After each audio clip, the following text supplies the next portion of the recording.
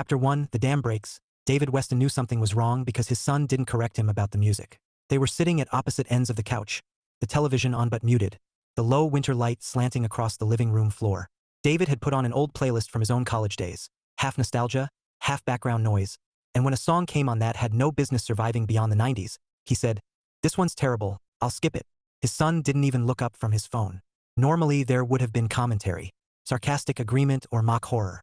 Maybe a speech about how all music before streaming was aggressively unlistenable. Tonight there was nothing, just silence thick and wrong.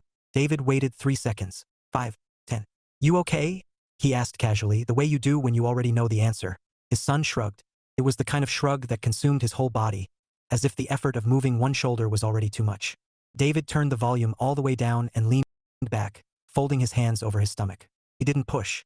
He'd learned long ago that pressure caused retreat. Space invited honesty. A minute passed, then another. "I want to live here," his son said. David didn't react. Not outwardly. Inside, every internal system shifted into motion. Logistics aligned themselves like chess pieces. School district boundaries, custody schedules, legal paperwork. He kept his face still and his voice even. "Okay," he said. "Tell me why." That finally got his son to look up. His eyes were too bright, the way they got when he was holding something in for too long. "It's Mom's house," he said, and then stopped, swallowed, tried again.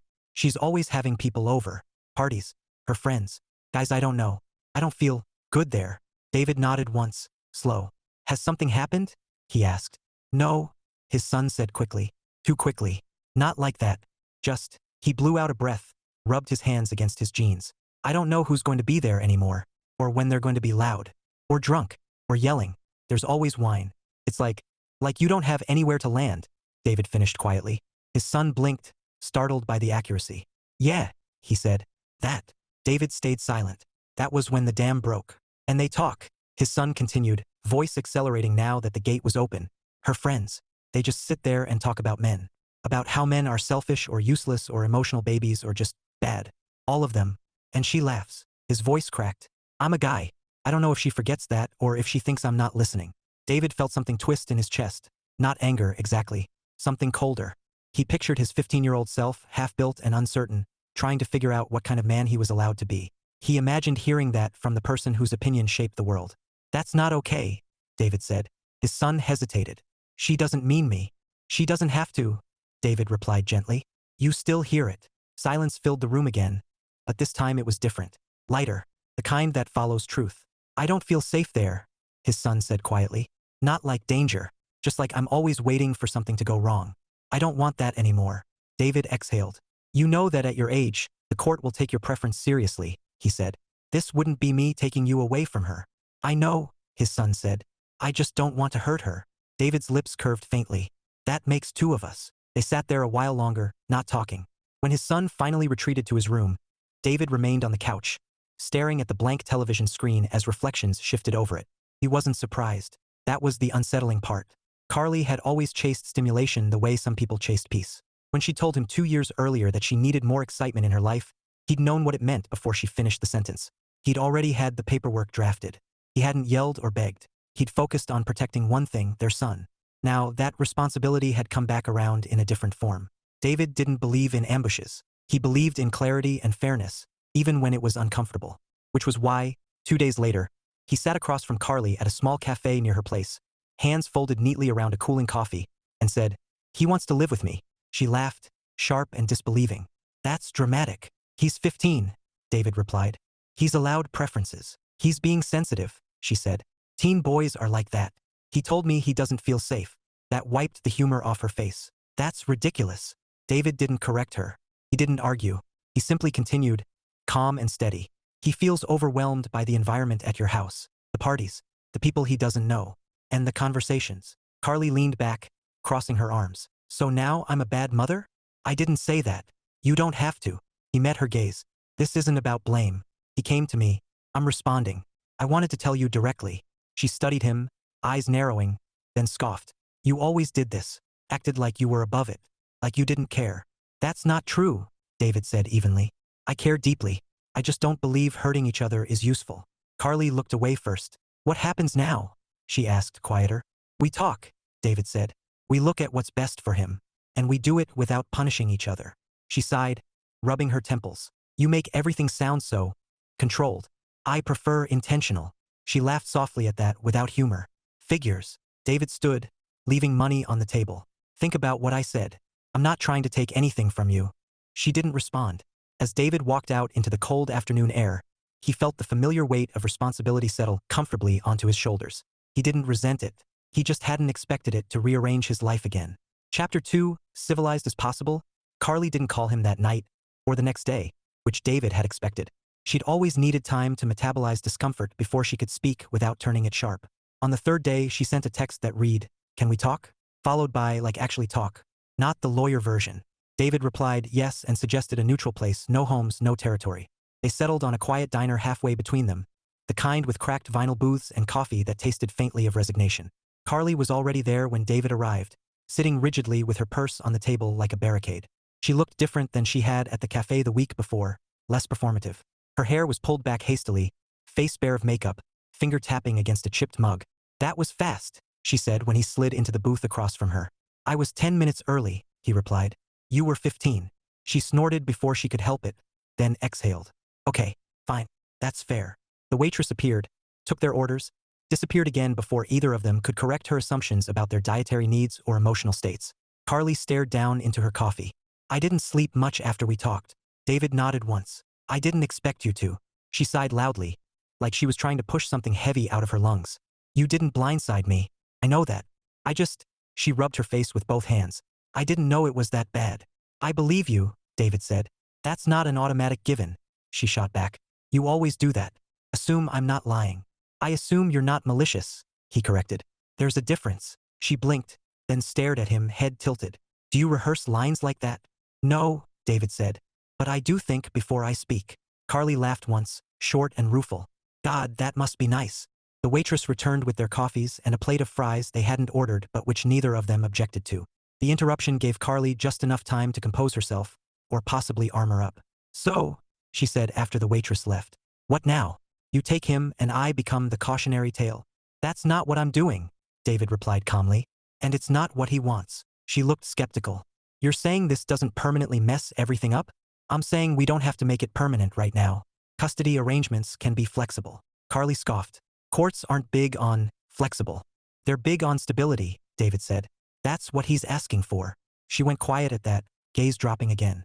"I didn't know I was making him feel unsafe," she said finally.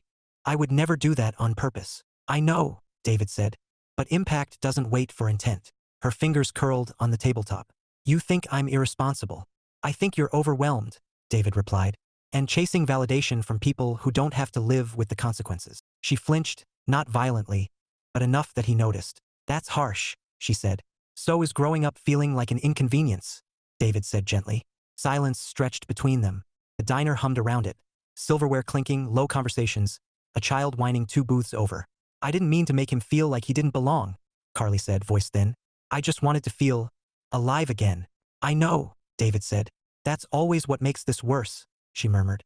"You understand me even when I'm messing everything up." David met her eyes. "You didn't mess everything up." "Didn't I?" she asked, bitterness creeping back in. "You got the calm life, the one with routines and rules and a teenager who wants to live with you." "He doesn't want to live with me instead of you," David said. "He wants somewhere quieter, somewhere he can breathe." She shook her head. "You always make it sound so reasonable." "I'm trying to keep it from sounding like a verdict." Carly laughed again, softer this time. "You really are infuriating." "That hasn't changed," David said lightly. She pushed the fries toward him, then pulled them back. "I want to fix this." "I believe that too," David said. "Then tell me what to do." David hesitated, not because he didn't know, but because saying it out loud would make it real. "Listen to him," he said. "Without defending yourself. Without explaining. Change the environment. Less chaos. Fewer strangers. And," he paused, "be careful with language. About men. About who he's becoming." Her jaw tightened. "They were jokes." "I know. That doesn't mean I can't say things in my own house. It means you have to be aware of who's hearing them." She sank back against the booth. "I never wanted this to turn into a referendum on my feminism." "It's not," David said evenly. "It's a conversation about a 15-year-old boy trying to understand where he fits in a world that's loud about what men get wrong." Carly closed her eyes. "I don't hate men," she said quietly. "I know. I just don't want him to turn out like—" She stopped herself. David waited. "Never mind," she said. "No, he said kindly. Say it. She hesitated, then shook her head. It's not fair to put that on you. I can handle it. Carly swallowed. I don't want him to turn out emotionally absent, like someone who withdraws instead of fighting for things. David considered that, then nodded slightly.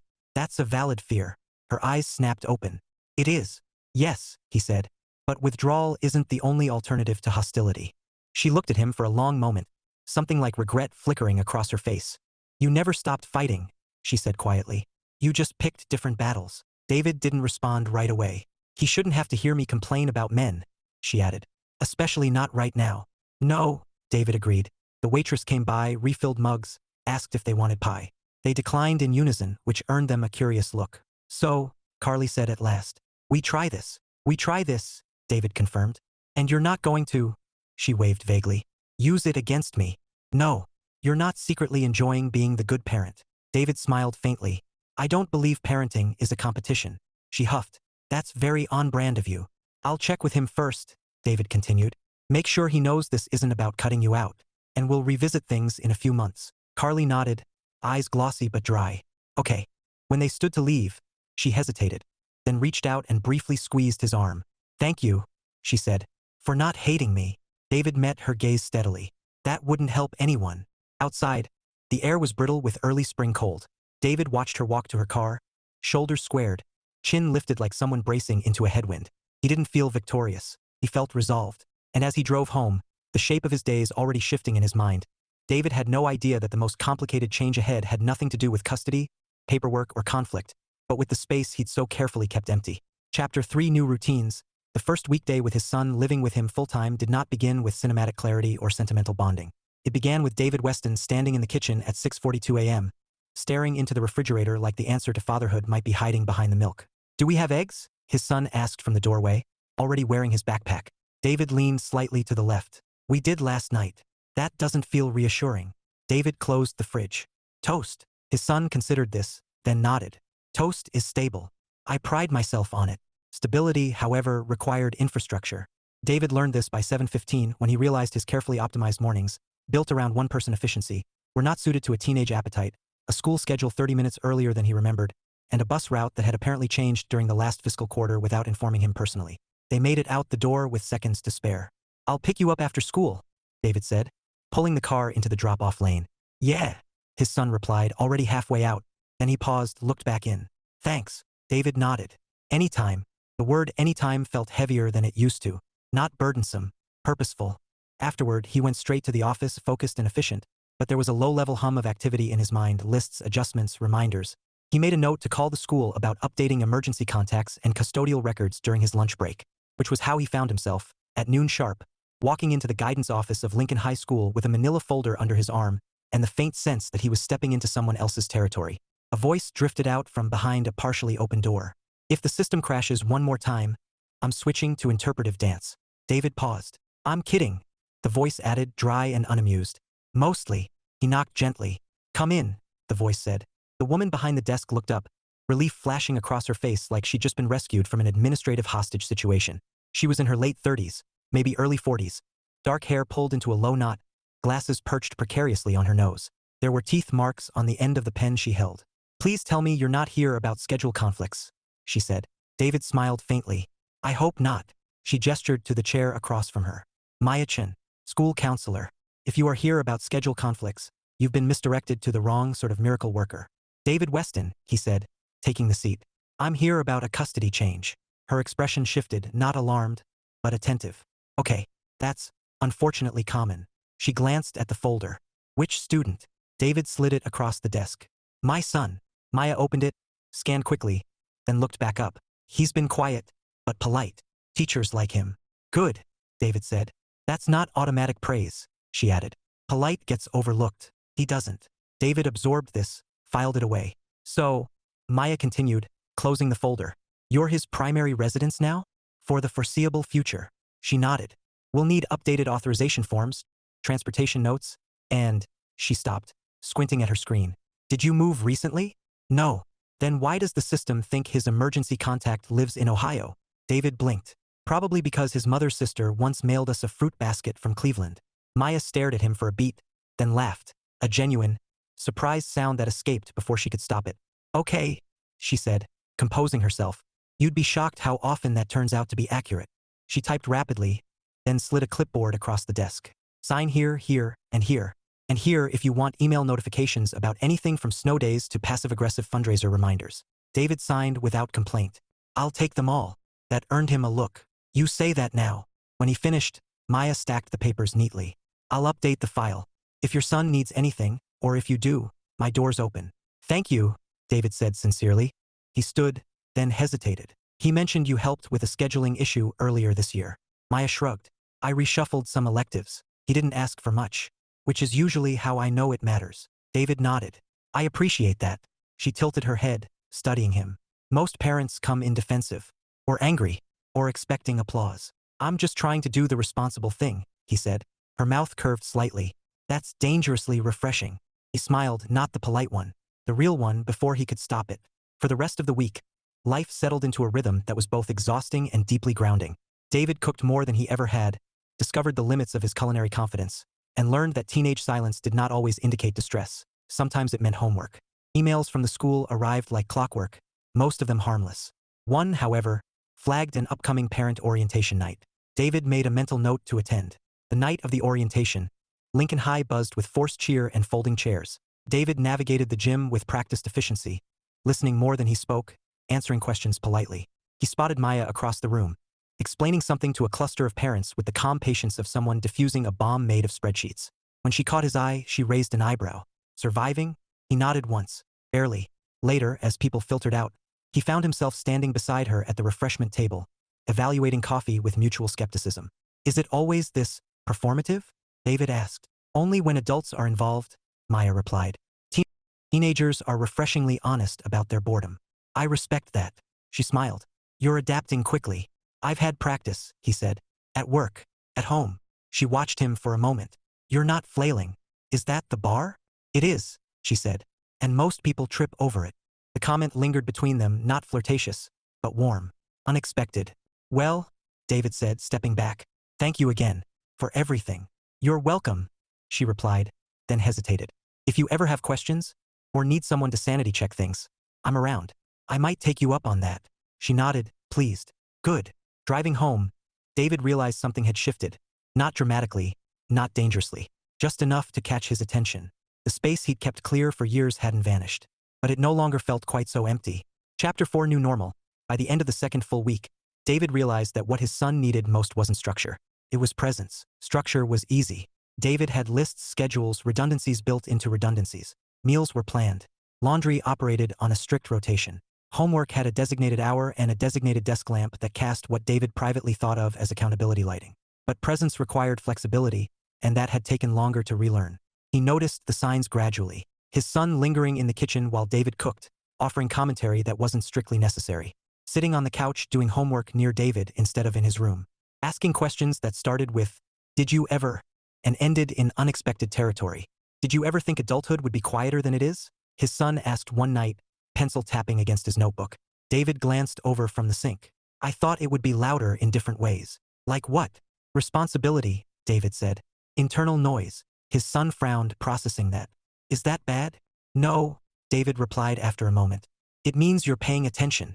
They ate dinner that night with the news on low volume, neither of them really watching. It occurred to David, without drama, without sentimentality, that this was what stability looked like. Not perfection, just consistency without tension. Emails from the school came every few days. David read them all, filed the ones that mattered, ignored the fundraisers guilt-free. One email, however, made him pause. Subject, check-in adjustment. From Maya-chan. The message was brief, professional, and dry in tone. Hi, Mr. Weston. Just wanted to touch base and let you know your son seems to be adjusting well. Nothing concerning at this point. If you have any questions or notice changes at home, feel free to reach out. Best Maya. David read it twice. He didn't need to respond. She'd made that clear during their meeting. Open door, no pressure. He responded anyway. Hi Maya. Thank you. Things at home are steady so far. I appreciate you checking in. David, he hesitated, then added. Also, thank you for noticing polite. The reply came an hour later. It's an underrated skill. He smiled at his screen, then closed his laptop with more force than necessary, as if sealing the thought away. That Friday, David worked late unintentionally. Not because he was busy, but because he was distracted, which was new. The work was familiar and comforting, numbers and projections lining up obediently. His phone buzzed at 6. I'm done with practice. Coach says I can get a ride, but he's weird. Can you pick me up? David grabbed his coat. Traffic was lousy. The sun was already dipping low, staining the sky orange and violet in that brief theatrical way it had. When David pulled into the school lot, he spotted his son sitting on the steps, elbows on his knees, distracted but not anxious. Maya stood nearby, arms crossed, clearly mid-sentence. When she noticed David, she gave a short nod, acknowledgement without interruption, then finished whatever she'd been saying. His son spotted him and stood. Hey, hey, David replied. Coach was talking about stretching forever, his son said. Ms. Chun rescued me. I redirected, Maya corrected. Subtly, David smiled. I appreciate the intervention. No problem, she replied. Your timing was perfect. She turned to leave, then paused. Are you adjusting okay? David blinked at the question, surprised it was aimed at him. I am, he said honestly. It's different, but it's good. She studied his face for a beat, not evaluative, just attentive. Good. When she walked away, his son nudged him. She's cool. She is, David agreed. On the drive home, his son recounted practice in detail, who messed up drills, who got benched, who was inexplicably talented at something he hated. David listened, occasionally interjecting, mostly just absorbing. It struck him how quickly life could recenter itself when you let it. That Saturday morning, David found himself at the grocery store debating cereal options that appeared to be composed primarily of sugar and marketing. Too colorful, he muttered. You're overthinking it, his son said, tossing a box into the cart. This one tastes like vacation. David sighed. Vacation isn't a flavor. It is when you're 15, his son replied. David allowed it. Check out, his phone buzzed again. This is Maya, sorry to text. School send out accidentally listed wrong date for orientation follow-up meetings. Corrected version just went out. Wanted to flag it in case you saw the first one. David typed back. Thanks for the heads up. Crisis averted. There was a pause. Then, I aim to reduce unnecessary stress wherever possible. He hesitated, then replied, You're very good at that. This time the pause was longer. Occupational hazard, she wrote. Enjoy the weekend. Sunday evening, after homework was done and dishes were drying. His son lingered in the doorway to the living room. I like it here, he said. David looked up from his book. Me too.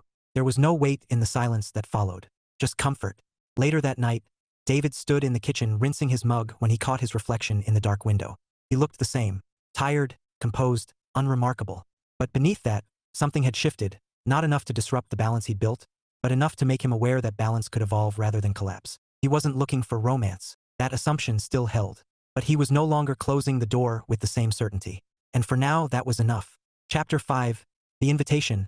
David discovered that school fundraisers were less about money and more about endurance. He stood just inside the gymnasium doors, scanning a space that had been transformed into something aggressively cheerful.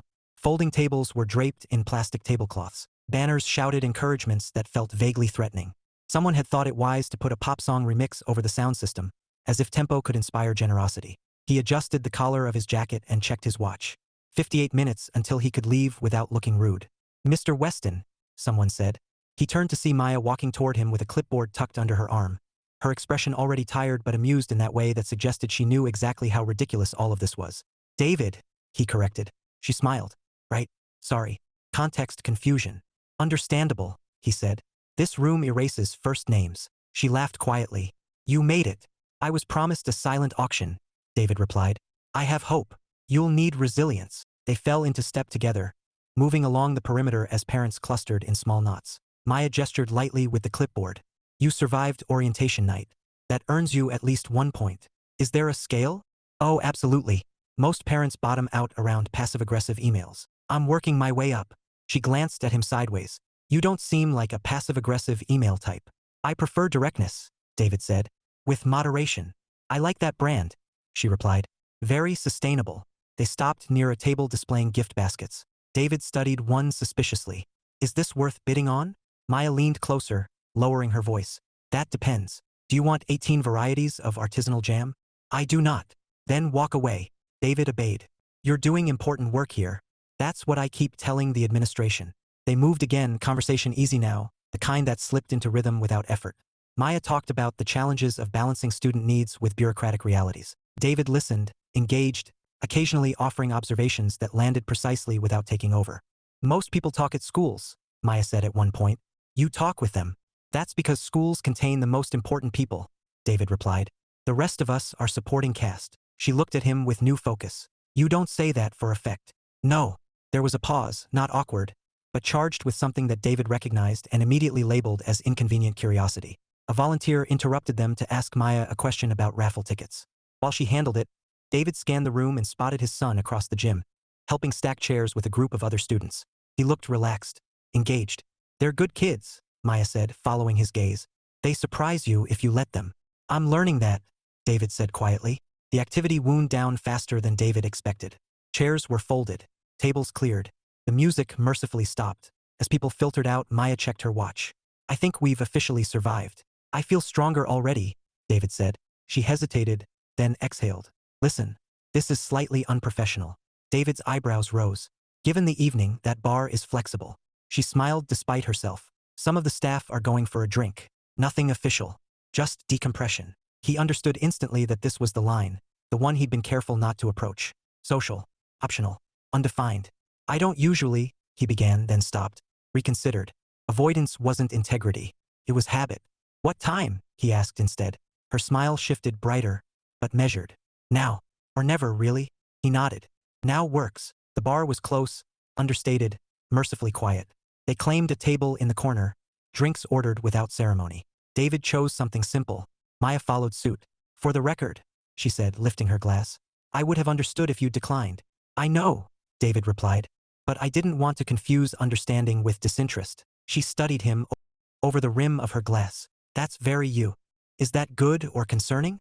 Yes, she said. Both. They talked not about work, not about custody, but about adjacent things. Favorite books they never finished. Movies they'd seen too late to appreciate fully. The strange comfort of routines and the quiet terror of breaking them. I spent a long time convincing myself I wasn't missing anything, David said at one point, not quite intending to. And, Maya asked. And I was right, he said. At the time. Her gaze was steady. And now? He considered the question without rushing it. Now I think I was reserving space. She nodded slowly. That's different than hiding. It is. The conversation drifted, unforced. When David finally checked his watch, it was later than he expected. I should go, he said. School night. Maya stood as well. Of course. There was a pause by the door. Not awkward, but charged with possibility that neither of them rushed to resolve. I'm glad you came, she said. So am I, David replied. They didn't hug. They didn't linger excessively.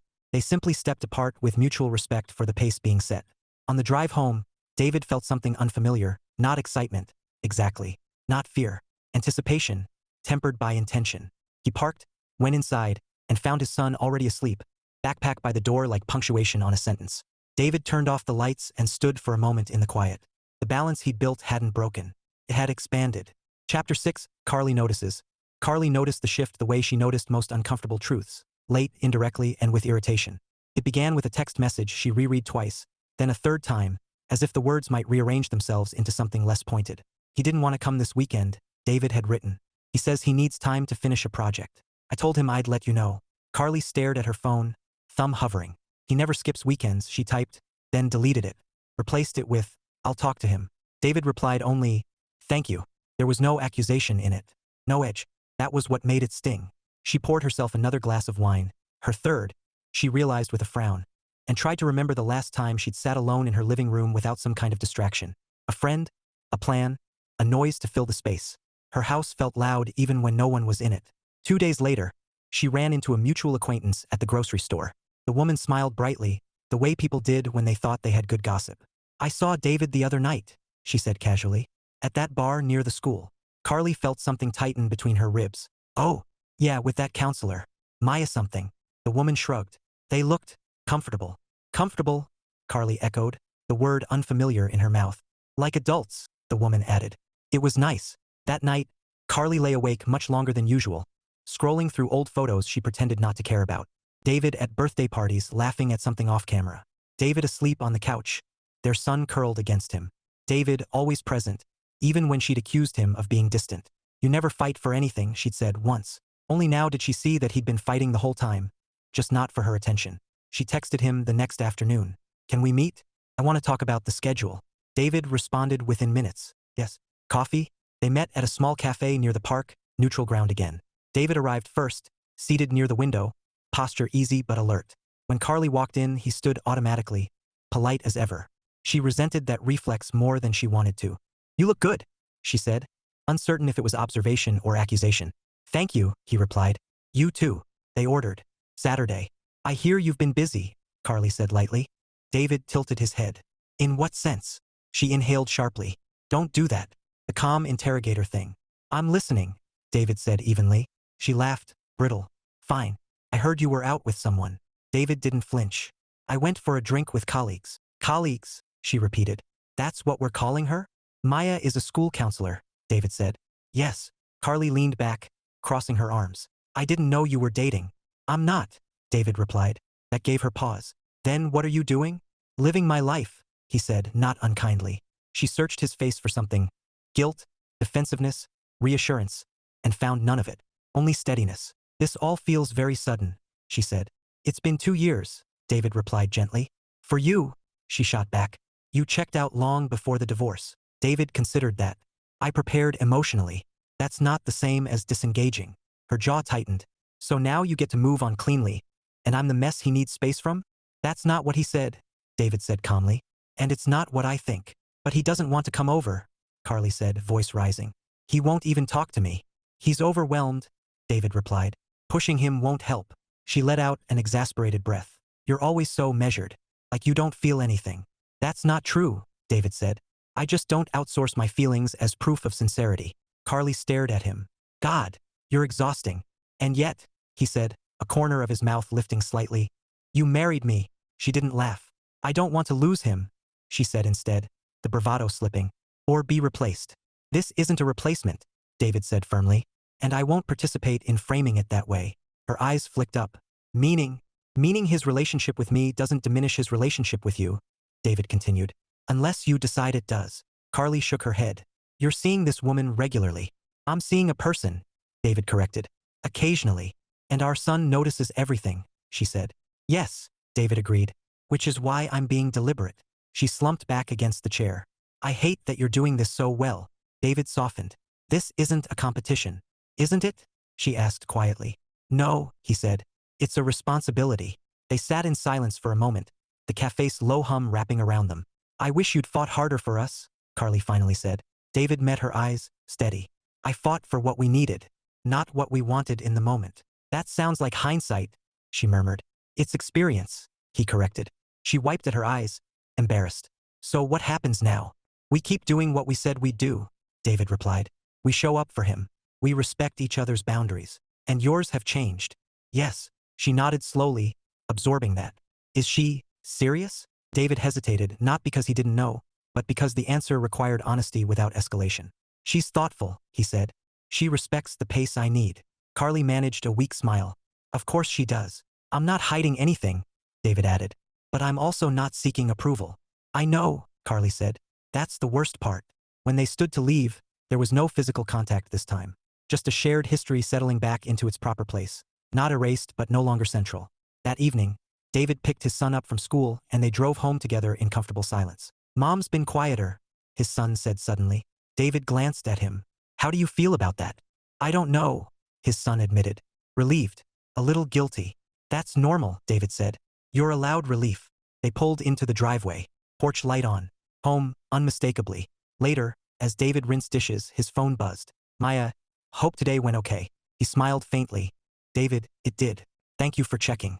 A moment passed. "Maya, anytime." He set the phone down, aware, fully, that the boundaries he was setting weren't walls. They were lines he'd learned how to draw. And this time, he wasn't apologizing for them. Chapter 7. The line he drew. David realized he'd made a mistake the moment he saw Maya's name on his phone and felt the instinct to delay, not avoid. He wasn't avoiding. He was being responsible. The distinction mattered to him, even as it grew thinner by the hour. He was in the kitchen, cutting vegetables for dinner, when the phone buzzed against the counter. "Maya, any chance you're free this week? I promised myself I'd do something social before my couch stages an intervention." David smiled despite himself. The image was precise. He set the knife down, wiped his hands, and stared at the screen longer than necessary. He thought about his son. Homework spread across the table, earbuds in, present but inward. He thought about balance, the care he'd taken to let something grow without letting it dominate. And then he thought about how easily intention could slide into retreat if left unchecked. He typed, "This week is a bit full. Maybe next." The reply came slower than usual. "Sure. Another time." No emoji. No follow-up. The quiet that followed wasn't charged, it was vacant. David told himself that was fine. The next few days passed efficiently. Work progressed. Dinner appeared on the table at reasonable hours. His son seemed content if absorbed. Maya didn't text. At the end of the week, David attended a routine check-in meeting at the school, a brief discussion with a teacher about upcoming course selections. When he stepped into the hallway afterward, he nearly collided with Maya, who was juggling a binder and a coffee that had seen better days.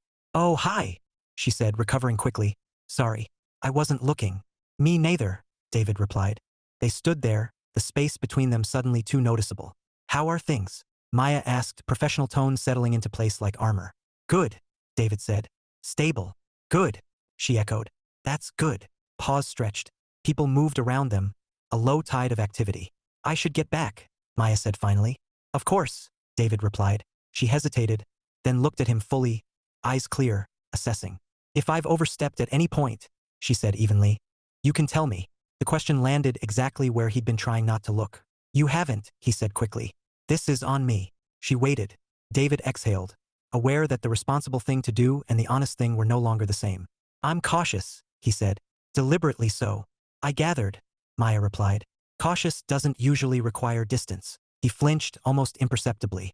"My priority is my son," David said. "Everything else has to fit around that." Maya nodded, but her expression didn't soften. "That's not a surprise. It's part of why I respect you." "Then, but," she continued calmly, "don't confuse presence with exclusivity. You're allowed more than one meaningful thing." David felt the words settle, not as accusation, but as correction.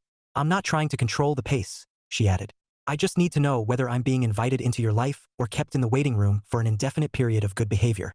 "That's not fair," David said, then stopped himself. "No, let me rephrase. That's not what I intended." "Intent isn't the issue," Maya said. "Impact is." He smiled weakly at that.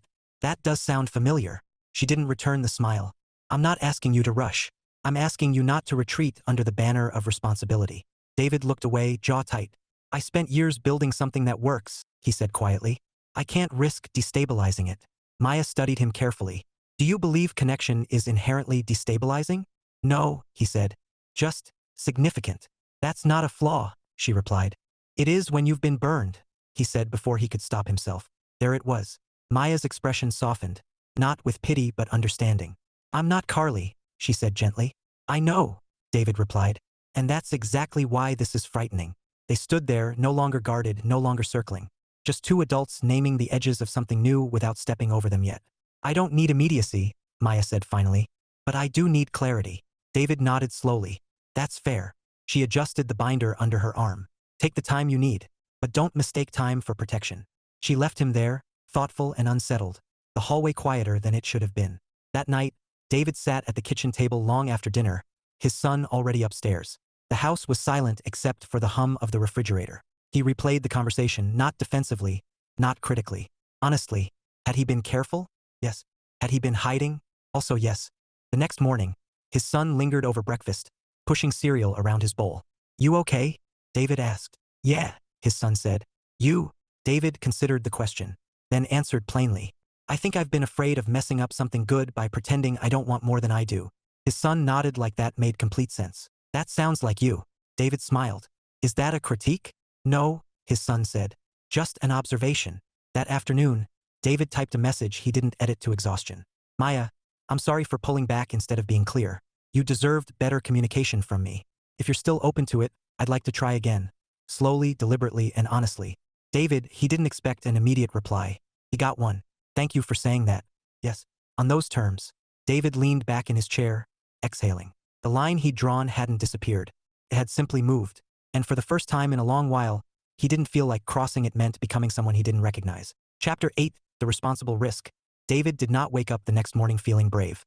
He woke up attentive. That was different. Bravery chased outcomes. Attentiveness watched for them. He made coffee strong enough to cut through the early fog, packed his son's lunch with the same practiced efficiency he'd perfected over years, and listened, to the scrape of the chair legs, to the rhythm of routine that had become their anchor. When his son left for school, David stood at the door a moment longer than necessary, then closed it with care. The message from Maya sat in his phone like a quiet agreement. Yes. On those terms, slowly, deliberately, honestly, David went to work and work behaved. Numbers aligned. Meetings ended on time. Efficiency reigned. But beneath it all was a low hum of decision. not urgency, but awareness. He wasn't waiting for life to rearrange itself around him. He was stepping into it measured footfall by measured footfall. At lunch, he texted her. Would dinner this weekend work? Nothing complicated. He deleted nothing complicated, retyped the rest, then sent it. The reply came 5 minutes later. Dinner sounds good. Saturday? Saturday works, he replied. I can cook or we can go out. There was a pause, long enough for him to wonder if he'd overcorrected. Let's go out, Maya wrote. Low pressure. Somewhere neither of us has emotional history. David smiled. I know a place. Saturday arrived without ceremony, which David appreciated. He spent the morning with his son. Aaron's casual conversation, the kind that slipped sideways into meaning when neither of them forced it. Are you going somewhere later? His son asked as they unloaded groceries. Yes, David replied. His son nodded. Cool. That was it. No tension. No testing. I'll be back before midnight, David added. Not because he needed permission, but because clarity was respect. I know, his son said, glancing up. Have fun. David paused, surprised. Thank you. That evening, he chose a jacket he hadn't worn in a while. Not because it was special, because it was appropriate. Clean, fitted, familiar without being stale. Maya arrived on time, which David filed mentally under aligned values. She wore dark jeans and a soft sweater. Hair down this time. Expression calm but open. You look nice, he said. So do you, she replied. I'm glad we're doing this. So am I, he said, and meant it without reservation this time. The restaurant was dim and forgiving, designed for conversation rather than spectacle. They ordered without fuss, fell into an easy rhythm that didn't try to manufacture intimacy. So, Maya said after a moment, sipping her drink. I appreciate you naming your boundaries. I appreciate you challenging them, David replied. She smiled faintly. Boundaries that don't get tested aren't boundaries. They're habits. He laughed, low. That might be the most accurate thing anyone said to me all week. They talked about their days, about work frustrations that didn't bleed into personal complaint, about the quiet realization that adulthood was less about transformation and more about calibration. When did you decide to step back into this space? Maya asked gently, not accusing, curious. David considered. When I realized protecting my son doesn't require shrinking myself. Her gaze sharpened, approving. That's not an easy distinction. No, he agreed. But it's important. Dinner arrived, comfortable rather than formal. Conversation wound and unwound naturally. I want you to know something, Maya said at one point. I don't expect access to every part of your life. I wouldn't give that to anyone, David replied. She nodded. I just expect honesty about where I am in it. That, David said. I can promise. They finished dinner without rushing. David paid, not performative about it, just decisive. When they stepped back into the cool evening air, the city felt quieter than usual, like it was holding still for them. They walked a few blocks without touching, comfortable in proximity. At the corner where they would head separate ways, they stopped. I'm glad we did this, Maya said. So am I, David replied. She hesitated, then leaned in, slow enough for him to stop her if he wanted to. He didn't. The kiss was brief, gentle, intentional. Not a spark meant to ignite, but a confirmation, something allowed, not seized. When she stepped back, she smiled. Good night, David. Good night, Maya. Driving home, David felt the familiar impulse to analyze, but he let it pass. Not everything needed to be filed and indexed immediately. At home, the lights were low. His son's door was closed, the quiet unmistakably peaceful rather than withdrawn. David sat at the kitchen table for a moment, hands folded, feeling the weight of the day settle. Not as burden, but as alignment. He hadn't compromised anything. He hadn't rushed. He'd simply allowed himself to be present where it mattered. Upstairs, a floorboard creaked. His son appeared at the top of the stairs, hair rumpled, half awake. You okay? He asked. Yes, David said. I am. His son nodded, satisfied. Good. He went back to bed without further commentary. David turned off the lights and headed upstairs himself, aware, fully. That responsibility didn't mean isolation. Sometimes it meant choosing connection carefully. And for the first time in a long while, that choice felt entirely his. Chapter 9 Full House. The first thing David noticed, a month later, was the noise. Not the intrusive kind, the kind that frayed nerves or demanded attention, but the layered, living sound of a house that was occupied in different ways at once. His son was on the couch, half listening to music while studying for a history quiz, tapping his pencil in faint, arrhythmic beats. The dishwasher hummed in the background. Outside, a car door slammed, followed by familiar footsteps on the front path. David glanced at the clock. Right on time. He dried his hands and opened the door before Maya had a chance to knock. She smiled when she saw him, the easy, unguarded smile that had become familiar without ever becoming careless. She carried a grocery bag with the careful confidence of someone who knew exactly what she'd brought. I come bearing food and low expectations, she said. My favorite combination, David replied, stepping aside. His son looked up from the couch. Hi. Hey, Maya said brightly. Still conquering ancient civilizations? Rome's losing this time, he said. Deserved. I support that, she replied solemnly, earning a faint smile from him before he returned to his notes. David watched the exchange with quiet satisfaction, not relief exactly. Assurance. Dinner unfolded without performance. Easy conversation. Cooperative cooking. A routine that had formed not through insistence but repetition. Maya didn't try to insert herself into roles that weren't hers. She didn't hover, advise, or impress. She simply was present, respectful, attentive. Afterward, the three of them sat in the living room, the television on but ignored. This feels normal, Maya said quietly, more thought than declaration. That's the goal, David replied. His son nodded without looking up. You're doing it right. David raised an eyebrow. High praise. Don't get cocky, his son added. You still can't season pasta right. Maya laughed, unrestrained. That's going to haunt you. David smiled. I can live with that. Later, when his son headed upstairs, David lingered by the banister as footsteps receded. He's doing well, Maya said softly. He is, David agreed. So are you. She glanced at him, surprised. Me? Yes, he said. You've been patient without being passive. That matters. I wasn't sure what patience looked like in this situation, she admitted. I only knew what wasn't acceptable. David nodded. That makes two of us. They sat together on the couch, silence settling comfortably between them. David reached for her hand, not tentative, not urgent. Just enough. Maya, he said, voice steady. I don't know what this becomes, but I know what it already is. She looked at him, eyes searching and warm. And what's that? Intentional, he said. She smiled. I like that. Outside, the evening darkened around the house, porch light flicking on automatically. The same way David had learned to meet life not with impulse, but readiness. Upstairs, his son laughed softly at something on his phone. In the kitchen, clean dishes cooled. On the couch, Maya leaned into David's shoulder, comfortable and unafraid. David Weston, focused, responsible, deeply present, closed his eyes for a moment and let himself acknowledge something he no longer feared naming. He hadn't lost control of his life. He'd finally learned how to let it grow.